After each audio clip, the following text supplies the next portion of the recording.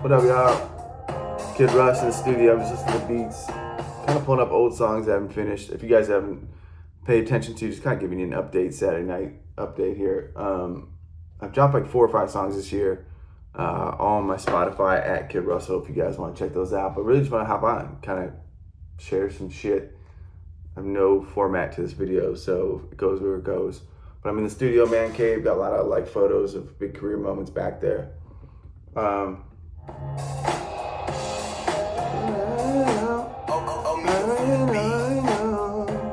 lot of times I'm just looking for inspiration or finishing old songs. I got, sometimes a whiteboard or a phone full of recordings. Been really trying to learn the guitar lately so I can start playing my own stuff.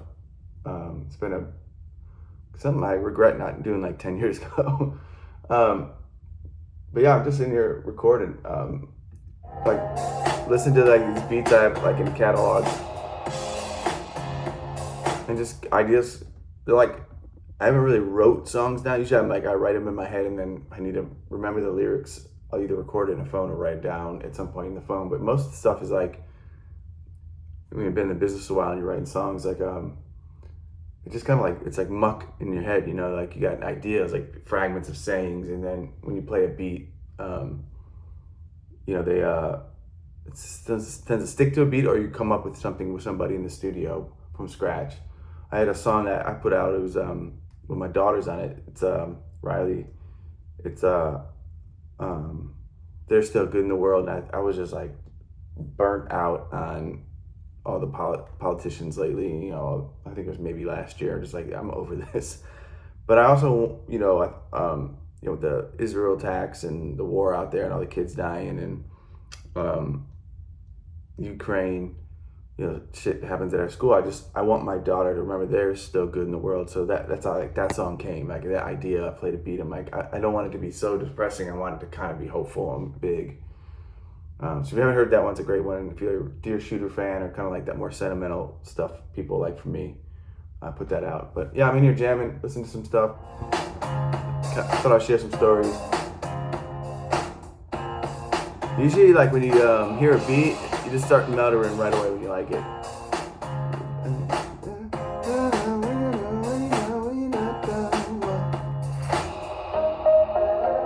What I've been like gravitating to is if you ever heard my song Fresh Air, which keeps been blowing up, thank you to everybody listening to that. But like, I really like stuff that kind of builds and then drops, and I'm really like, for some reason, this weird like reggae, like a little touches of reggae or island vibe, because I'm doing so much boating.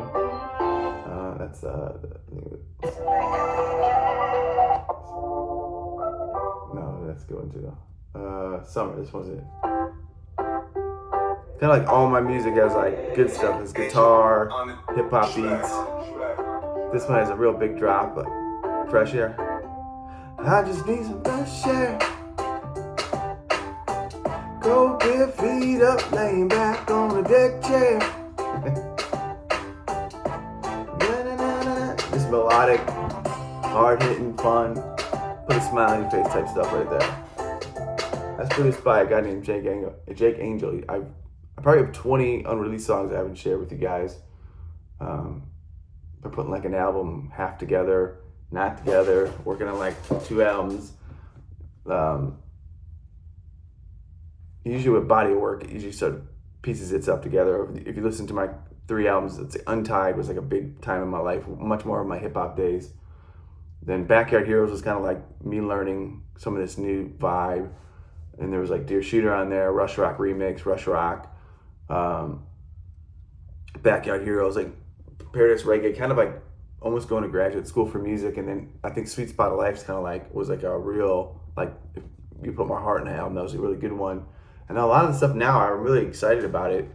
And I was working on it, calling the album True North, but I ended up just not wanting to do it. And I'll explain it. And then I was going to do something called Shy Flow. If you like any of this stuff, put in comments in below, just like where I'm at. But Shy Flow was going to be like, I moved from Chicago to Florida, and some of it was like that, almost as like a little bit of Chance the Rapper. So if you listen to something like Good Day or Throw It Up or Happy Place, I just put those out. I mean, if you haven't listened to that stuff, I promise those are huge songs. If you like Pulaski Day, those are like right in the sweet spot. Um, Have a Good Day is just a monster. I gotta re-release that one. But a lot of the new stuff's like kind of more like on the beach, sun sipping. So I kind of feel like there's two projects like being built at the same time, or maybe it's the one because that's really where my sound is. And the newer stuff, just dabbling with reggae, dabbling with like that, stuff similar to Sweet Spot of Life, and then touches of country here and there, and really just where I've evolved. I think it's age. I think it's just vibe. People really love Fade. If you're not paying attention to the long song ago, I mean, I don't know who's even watching this shit. Fade is a song. It's like they want my life, they want me dead, they want my family not to be fed. Is blowing up in Ukraine and Russia. It's crazy. It's all, I mean, like millions and millions of views. So, it's like you never know, what's gonna respond in the world. I never knew Dear Shooter would blow up. I knew Pulaski Day would do something. I never knew Rush Rock Remix would take off, or Paradise Reggae got placed in video games. And as an indie artist, you're just really trying to figure it out. Like, what's a formula that works? You got a limited team, limited budget. And for me, I just, the hardest part's been the consistency with just life and work. But I've really been trying to put out a lot of stuff. So if you are following me, let me know, comment. If you've been on, some of you guys have been on this YouTube channel for years.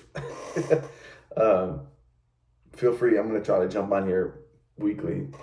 I don't know if a lot of you guys know, for a living, I literally teach people to do social media. I do have like 1 million followers, but I don't say that to brag. I'm just trying to share, like, that's what pays the bills for me. And then I get like some song placements and some revenue from streaming. But, as an artist, you got to figure out how to build life. And that's what I've been doing, enjoying and living. But I love music, love writing songs, love hearing how you guys, like, the most cool part about social media lately has been how Reels and like TikToks, you can use people's songs and make content. And a lot of people are using Fresh Air right now, or Happy Place, or Out of Office, or Lake House, which are like some of my bigger favorite songs. And they're making videos with that content, and it's good to see how these videos are like a soundtrack for you guys. And as an artist, that's the only thing you really care about. Like, you love to see as you get good at your craft, and there's like, you get some industry notoriety is great, but like really it's just watching people listen to it. It's like fantastic feeling. It's like that creator feeling. So yeah, I'm just going through, literally I got an arsenal of beats here, maybe 200. I've been just like dabbling with some. I've had like full songs recorded. That's some really interesting stuff, like totally like all over the map. And I think what I've been trying to do is kind of like put stuff out and see what people are liking, and it seems to be like that happy stuff, island stuff, like Fresh Air, Sun Sippin', Manifesting Mansions is doing well. But I love to hear from you guys. If you guys can comment in the video, let me know. I'm not going to really structure these things. I'm really just trying to share with you guys who I am, my passions here, which is really music, marketing, brand, family, boating right now. And yeah, there's some really good stuff on here, man. Like, damn, I haven't heard some of these beats in a while. That's an ad.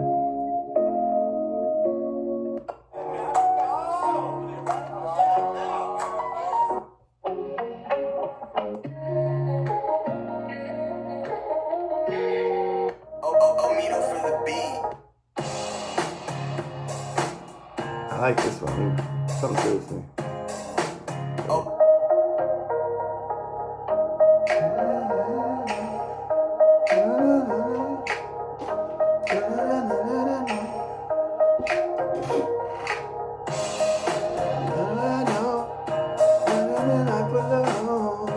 I don't know what I will do.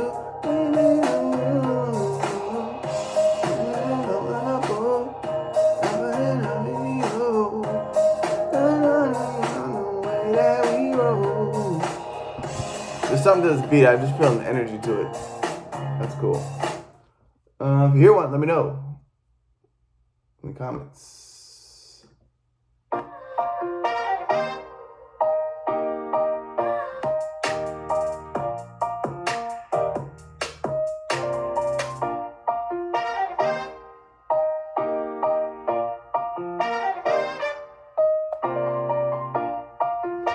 know, that's a Chance the Rapper style, you know, like.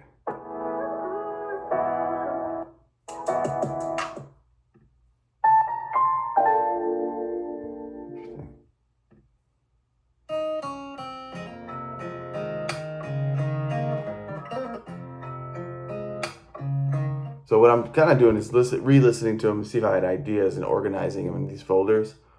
And then I'm really removing a lot because I have like this list and I churn through it. Like I kind of, but it's so long now I'm not hearing some of the old stuff where I had really good ideas. So I want to put like ideas in this folder, finish songs in this folder, and then kind of leave the new stuff that I haven't wrote to, but I like, and I'm sort of feeling.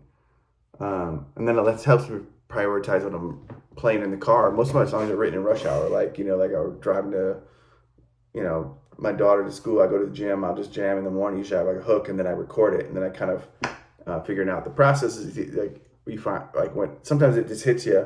You wake up. There's a song "Throw It Up." I have literally like I dreamt it, the melody, and woke up, sung it into a phone, and then recorded it with my buddy Nick Pavetta. Again, 2 songs I got to re-release because they're way too good to not have 100,000 streams. Is "Throw It Up," I feel like, and "Have a Good Day." It's like those are just songs, like big ones.